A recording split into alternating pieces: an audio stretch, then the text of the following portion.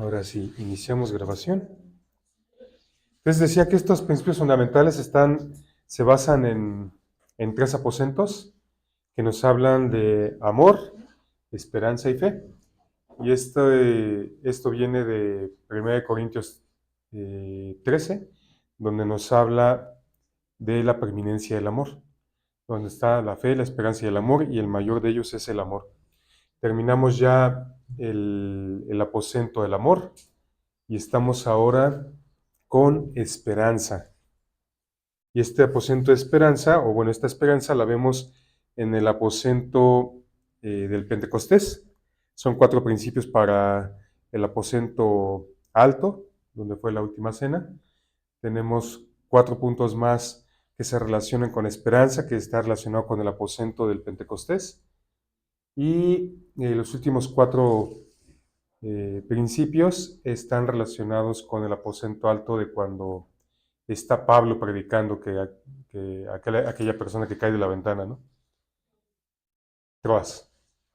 Entonces, estamos aquí, fíjate, estamos en el principio 5 de no apresurarse.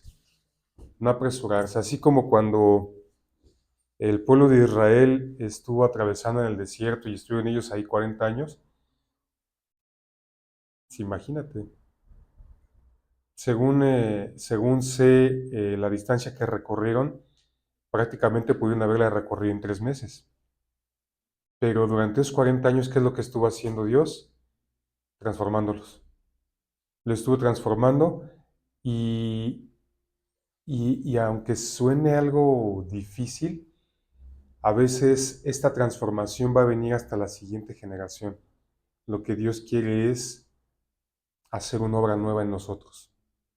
Y esa obra nueva en nosotros va a pasar a la siguiente generación.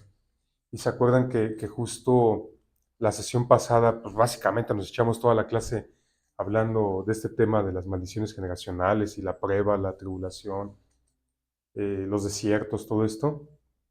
Hay un versículo, ahora sí que lo voy a tomar como introductorio ahorita a lo que vamos a estar viendo, porque al final habla de esperanza. Es Romanos 8, 5, 3. Sí, 5.3, ese no lo tengo aquí en la presentación. Y no solo esto, sino que también nos gloriamos en las tribulaciones, sabiendo que la tribulación produce paciencia, y la paciencia prueba, y la prueba esperanza. La consecuencia de todo esto va a ser esperanza. De ahí la cuestión de no apresurarnos. Cuando estamos pasando por tribulación, a veces decimos, ya, ¿no? Ya, Señor, ya, sácame de aquí. Pero al final va a ser el tiempo que Dios determine, no cuando nosotros determinemos. Estaba leyendo aquí la palabra del original de tribulación, ahorita te la explico, es clipsis. Clipsis es una condición de angustia, de fuerte angustia, de aflicción, es una condición que ocurre en el alma. Nada más piensa por un momento, ¿hay algo que te está tribulando ahorita? Bajo las lluvias, el huracán, ¿no? La guerra, por ejemplo. O sea, tú imagínate cómo están ahorita en Israel. ¿Tú crees que ellos están pasando tribulación? Totalmente. Pero esta tribulación es una condición del alma, es una aflicción. Y después dice que la tribulación produce paciencia. Muchas veces hemos platicado acerca de la paciencia como esta condición en la que podemos mantenernos en fe bajo un tiempo prolongado, pues esperando. Es una fe sometida bajo presión. O sea, no podemos decir que estamos desarrollando paciencia si no hay presión. A veces solamente es la presión del tiempo, pero a veces puede ser muchas otras cosas. Y entonces dice y la paciencia prueba. Y esta prueba es lo que platicábamos la sesión pasada acerca de condiciones que están ocurriendo en tu vida para desarrollar carácter. Para desarrollar carácter. Entonces, la consecuencia de pecado puede traerte tristeza, puede traerte angustia, puede traerte aflicción, pero esa tristeza, la tristeza que es según Dios, produce arrepentimiento. Y el asunto es que si tú no te quieres arrepentir, pues vas a ir ahí en aflicción, en tristeza y enfrentar un montón de cosas. Acuérdate, cuando tú cometiste alguna cuestión de pecado y no te arrepientes, puedes vivir en esa cuestión de angustia, ¿no? Y, y entonces es ahí donde tú puedes ser sometido a tratos personales. ¿Por qué? Porque necesitas ser sometido a presión, sometido a presión. Y cuando nosotros estamos siendo probados en una condición de prueba por Dios, es una condición en la que Dios nos está sometiendo para que nosotros seamos transformados en nuestro carácter. Y por supuesto, en ambos casos, el propósito es santificación. Nada más que una te la buscaste tú, la otra te la está poniendo Dios. ¿Hay duda? Ok. Vamos adelante entonces. Nos quedamos aquí. La consecuencia del pecado, hablábamos de, ahora sí que por eso llegamos aquí, ¿no? La consecuencia del pecado fue por la contusión del pecado. Pondré enemistad entre ti y la mujer y entre tu simiente y la simiente suya. Esta te herirá en la cabeza y tú le herirás en el calcañar.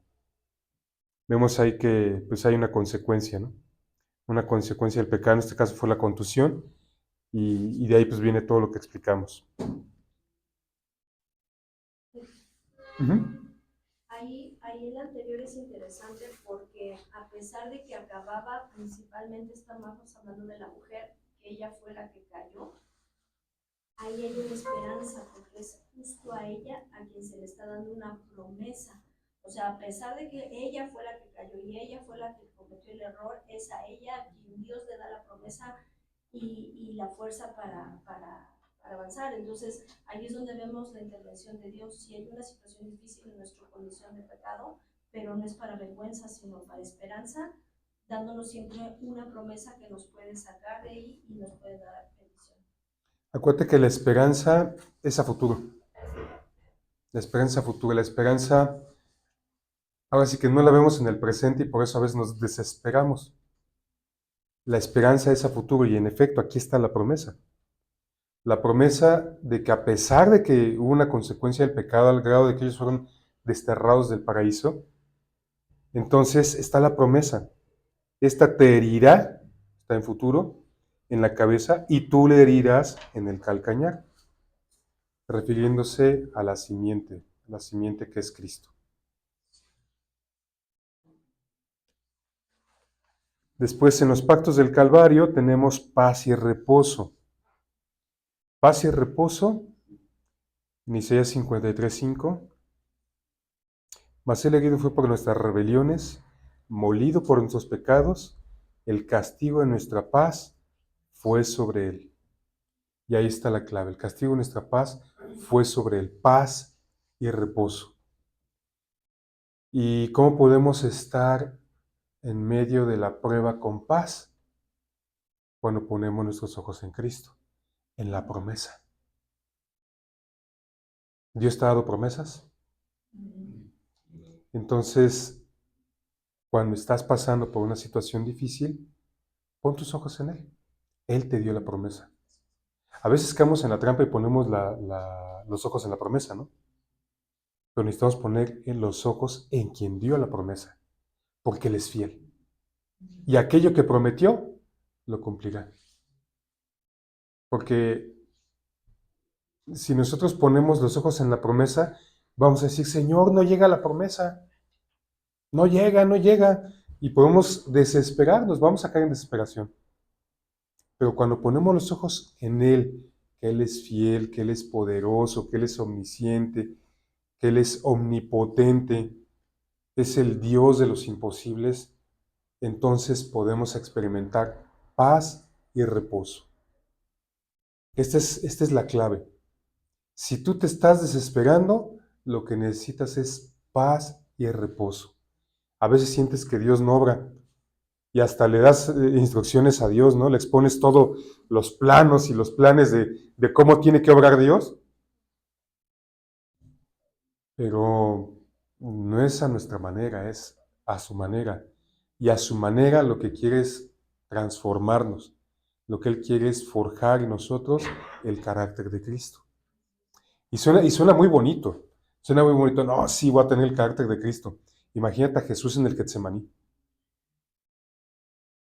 sudando gotas de sangre y diciéndole, no sea lo que yo quiero, sino lo que tú quieres. Y en ese momento, pues Dios le dijo, pues vas a ir a la cruz. Y llegó la hora. Y llegó la hora. Y entonces, a través de ese momento, nosotros podemos ser transformados auténticamente en nuestro corazón y caminar en fe. Caminar en fe. Con esto terminamos el punto 5 de no apresurarse. Tenemos acá otro versículo. Luis, ¿me ayudas?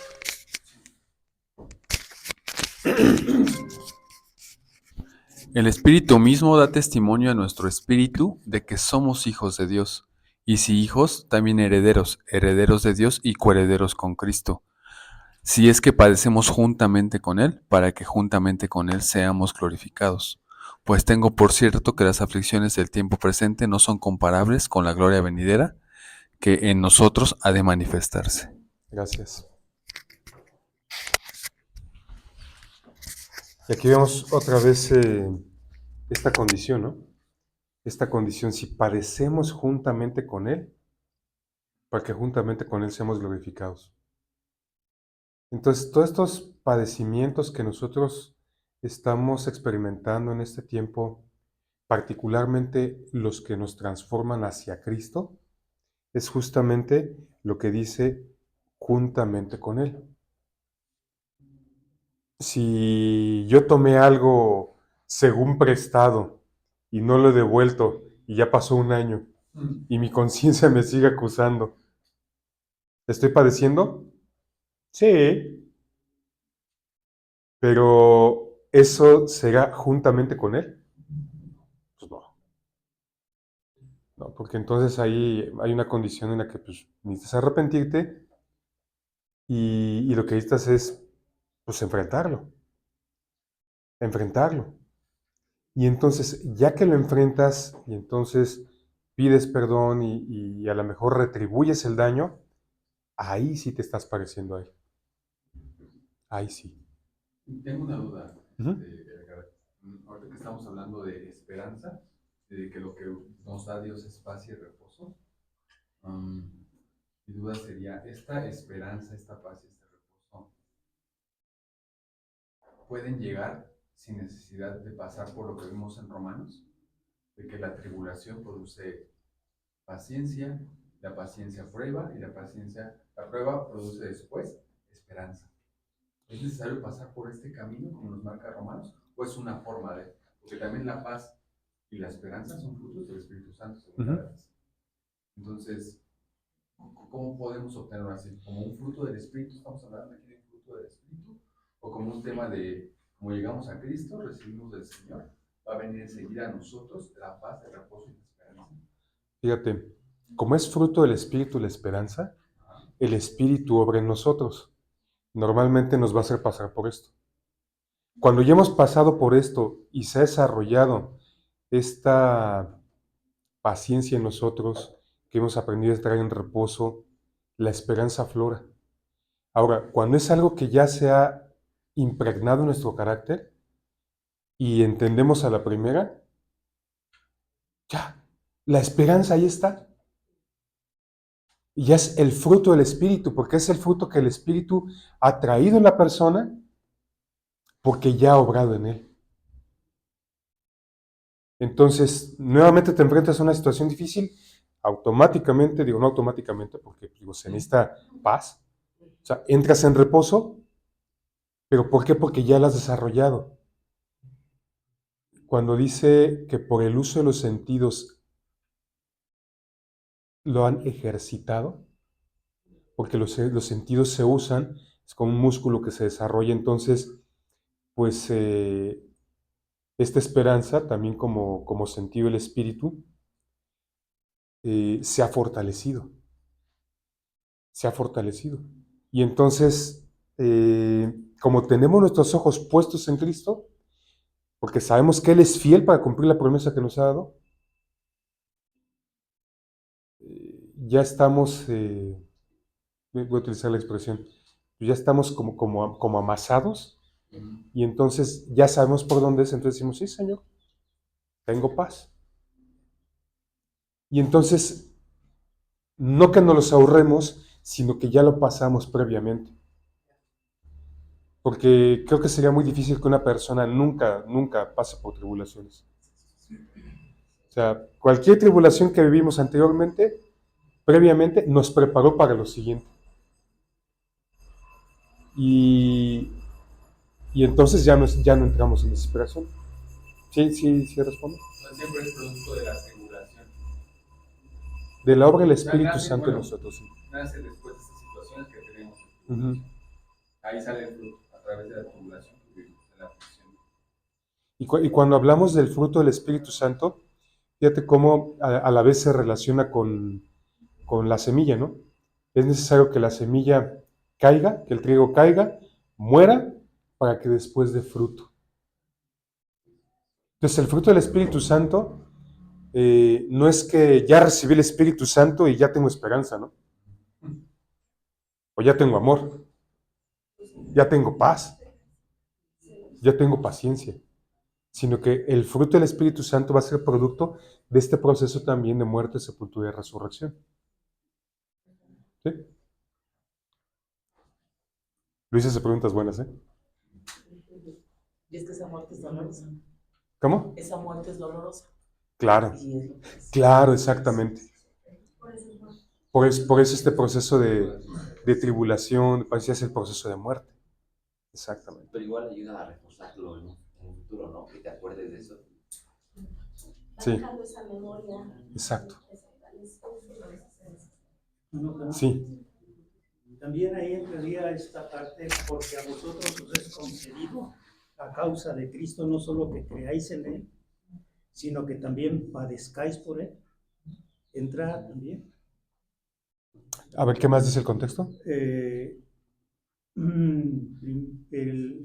Y en nada intimidados por los que se oponen, para que ellos ciertamente es inicio de perdición, mas para vosotros de salvación, y esto es de Dios, porque a vosotros no nos es concedido a causa de Cristo, no solo que creáis en Él, sino también que padezcáis por Él. Yo creo que esto tiene más bien que ver con la bienaventuranza de la persecución. Está hablando de los padres. Sí, es necesario que nosotros padezcamos con Él, pero a lo mejor no se relaciona directamente con la esperanza. Al final, ese padecimiento también nos va a transformar. Sí, claro. También nos va a transformar. Por eso era. Sí.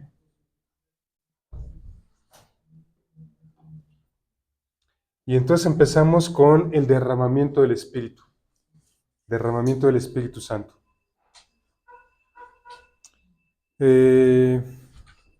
Pablo, ¿me ayudas? Cuando llegó el día de Pentecostés, estaban todos unánimes juntos, y de repente vino del cielo un estruendo como de un viento recio que soplaba, el cual llenó toda la casa donde estaban sentados. Se les aparecieron lenguas repartidas como de fuego, asentándose sobre cada uno de ellos, y fueron todos llenos del Espíritu Santo. Y comenzaron a hablar en otras lenguas, según el Espíritu les daba que hablasen. Fueron todos llenos del Espíritu Santo. Todos los que creyeron. Porque si te das cuenta, y avanzamos ahí en el pasaje, había más personas ahí que se estaban burlando, que decían que estaban llenos de mosto. Ellos no recibieron el Espíritu Santo. Todos los que creyeron. Todos los que creyeron son los que recibieron. Son los que recibieron el Espíritu Santo, los que fueron llenos. Vemos aquí que ocurrió el derramamiento del Espíritu Santo y comenzaron a hablar en otras lenguas.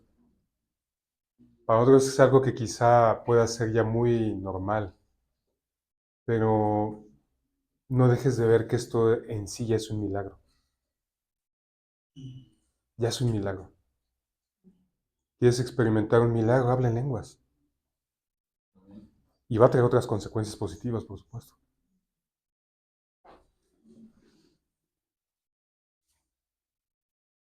A ver, Maite. Toda la congregación de los hijos de Israel partió del desierto de Sin por sus jornadas, conforme al mandamiento de Jehová, y acamparon en Refidim, lugares de reposo, y no había agua para que el pueblo bebiese. Y altercó el pueblo con Moisés. Y dijeron, danos agua para que bebamos. Y Moisés les dijo, ¿por qué altercáis conmigo? ¿Por qué tentáis a Jehová? Así que el pueblo tuvo allí sed y murmuró contra Moisés, y dijo, ¿por qué nos hiciste subir de Egipto para matarnos de sed a nosotros, a nuestros hijos y a nuestros ganados? Entonces clamó Moisés a Jehová diciendo, ¿qué haré con este pueblo?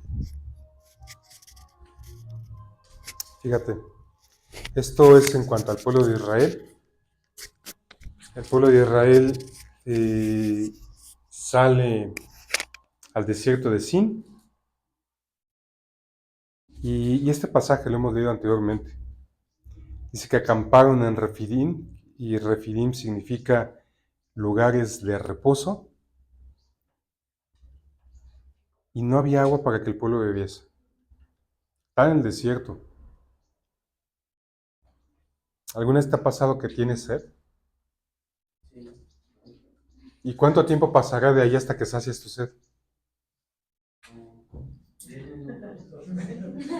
¿Cuánto? O sea, imagínate una hora con sed,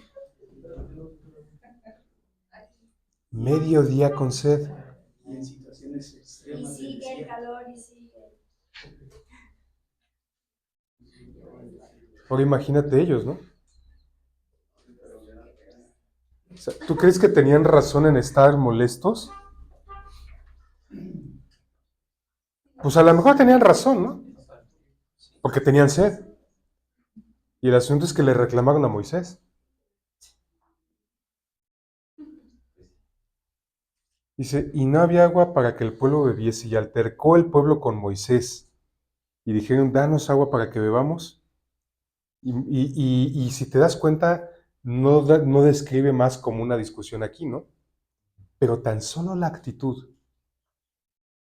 con la que ellos le dijeron, danos de beber, que Moisés les dijo, ¿por qué altercáis conmigo? O sea, la forma en la que le respondieron, ¿no te ha pasado que de repente hablamos golpeado? Y te dicen, oye, ¿por qué estás enojado? No estoy enojado. Ellos seguían sin entender que era Dios a quien tenían que pedirle. Veían al hombre, y entonces pues un hombre que no podía dar era hombre. Y esto va a ocurrir siempre que nosotros pongamos nuestros ojos en el hombre, en efecto. Siempre que pongamos nuestros ojos en el hombre, vamos a salir decepcionados. Entonces, necesitamos poner nuestros ojos en Dios.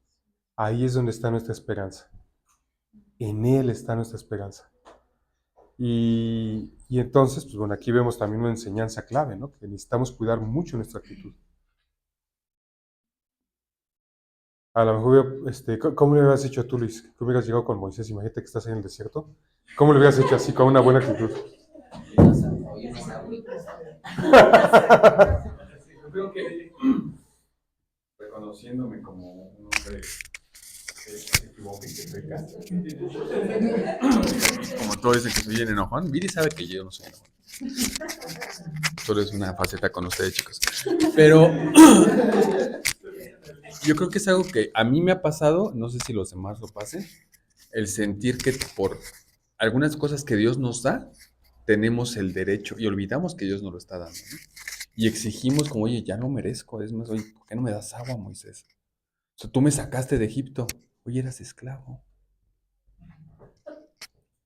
Pero ya nos da como, o a mí me ha dado en otras situaciones, como el querer o decir, oye, pues ya me lo merezco, oye, yo no lo hice porque quise. Es más, algunas veces, como decimos como hijos, yo lo llegué a decir, como yo no te pedí nacer, mamá. No sé si a alguno le ha pasado, a mí me pasó. El sentir que merezco cosas sin darme cuenta de quién me las está dando y que ya me las dio, ¿no? Y ahí yo creo que podría haber hecho igual que ellos. Fíjate qué interesante, este comentario me hizo entender algo. Cuando Dios nos hace libres, porque ellos fueron libertos, esa libertad necesitamos aprender a usarla. Necesitamos aprender a vivir libres. Sabiduría. Claro, sabiduría, una buena actitud, contentamiento. Hay muchas cosas que necesitamos aprender a trabajar cuando somos libres. Tuve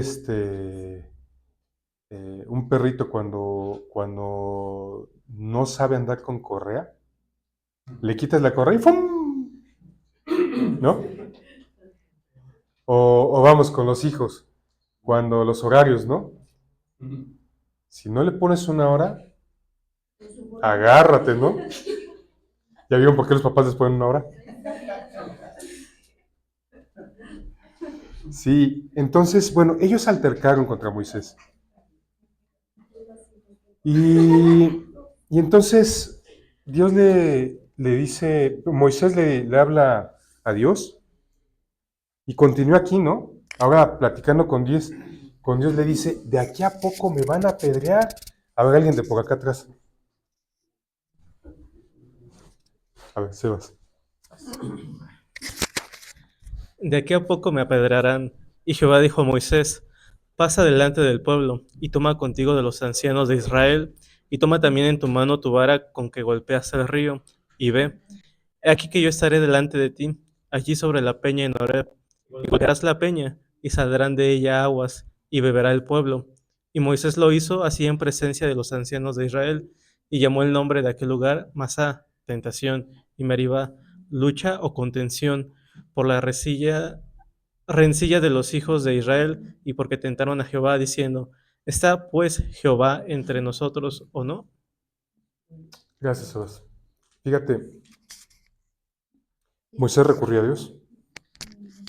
Moisés recurre a Dios y entonces le dice, pues me van a apedrear. Me van a apedrear, ahora sí que me van a linchar aquí. Gracias.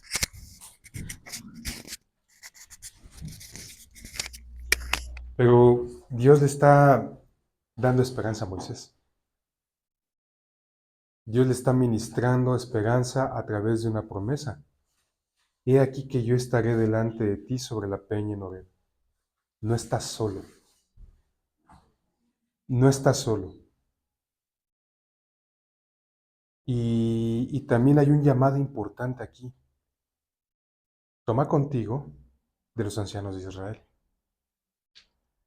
No te muevas solo. Cuando vas a hacer algo importante, algo, por ejemplo, de servicio, alguna cuestión en familia, alguna cuestión en la iglesia, no estás solo. Toma de los ancianos de Israel. Y aquí fue particularmente ancianos, pues los ancianos ya estaban juzgando junto con Moisés. Y eran personas que tenían experiencia, que tenían autoridad. Y además la vara, ¿no? Toma la vara con la que golpeaste el río. Y golpearás con esa vara en la peña. Le está dando instrucciones. ¿Y qué hizo Moisés? Se movió en fe. Se movió en fe, pero anclado por la esperanza. La esperanza, acuérdate, es a futuro, ¿no? Como ese anzuelo que lanzas y ahí vas, ¿no? Ujú. Perdón, y está asociado con este tema de la parte donde están las lenguas, porque en el Nuevo Testamento Dios nos dice que nos va a dar poder con esto, y en este caso le dice, toma la vara, o sea, ahí había una autoridad, un poder para lograr algo. Entonces, la esperanza nos va a ayudar a adquirir esperanza o a caminar hacia allá con poder. Por eso era necesario que ellos tuvieran esta parte del Espíritu Santo, una ayuda que diera poder, además, una autoridad. Fíjate, cuando estamos hablando del poder de Dios, pues en efecto es el poder del Espíritu Santo obrando. Y aquí propiamente no vemos la figura del Espíritu Santo, pero ahí estaba. Cuando dice que estaré allí sobre la peña en Horeb, lo que viene a mi imaginación es Jesús parado sobre la peña. Eso es lo que viene a mi imaginación. Jesús parado en la peña y por supuesto pues Jesús no le dio el golpe a la roca. Moisés obedeció y el Espíritu Santo obró. Imagínate el poder que se requiere para partir en dos una peña. O sea, ni un terremoto. A lo mejor lo que puede llegar a ser el terremoto es desplazar la peña. Fíjate que una peña es una roca muy grande. Pero el poder que se requiere, la fuerza que se requiere para partir la peña en dos. El Espíritu Santo obrando. Y llamó a aquel lugar tentación y lucha. Porque tentaron a Dios. Y entonces, pues necesitamos ser como muy dependientes de Dios para no caer en esta cuestión de tentar a Dios.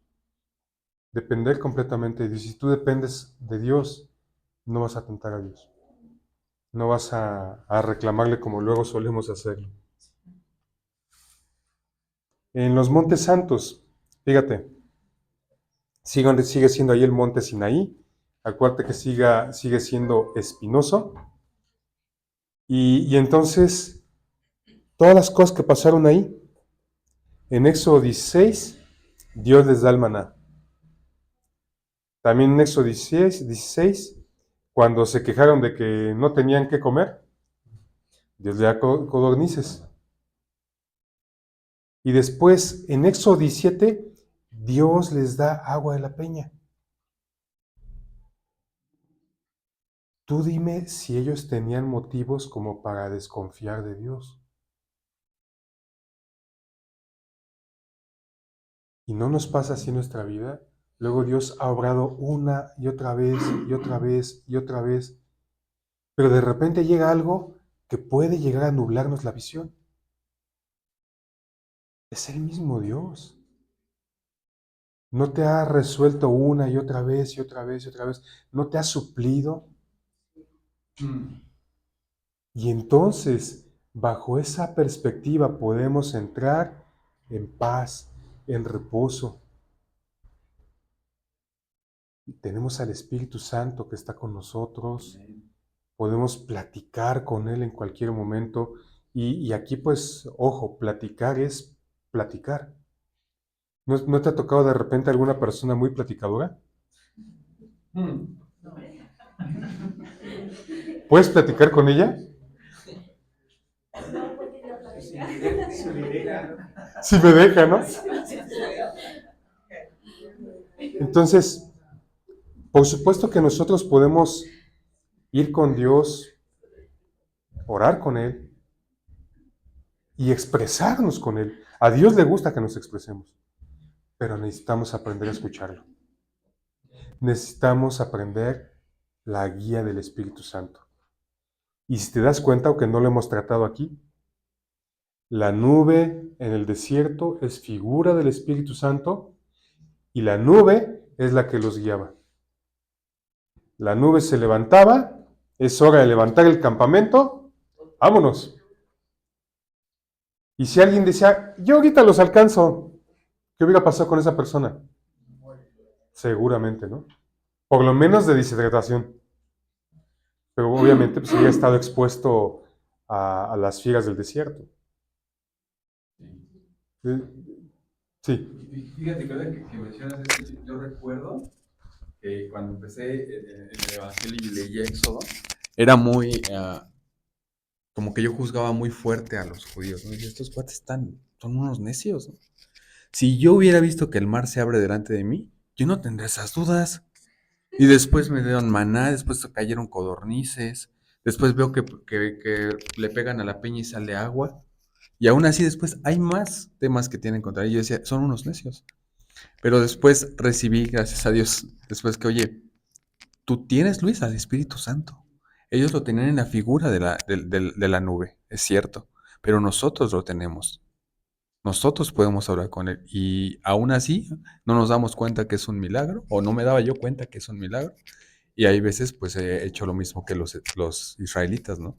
De quejarme aún teniendo al Espíritu y no dándome cuenta de que es un milagro, ¿no? Y lo que está haciendo, como los que ellos vieron, yo lo estoy viviendo y lo estoy viendo, ¿no? está buena esa, ¿no? Está buena esa, ¿no? Porque ahora sí que no lo dije yo, lo dijo Luis. Entonces, cuando no le creemos a Dios, ¿qué es lo que está pasando en nosotros? Hay necedad.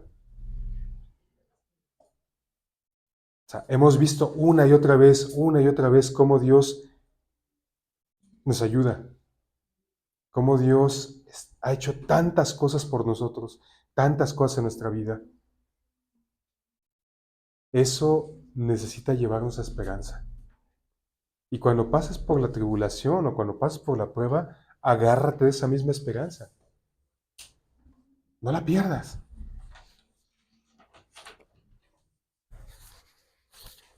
Después, en la vida de Cristo, ríos de agua viva. Esther.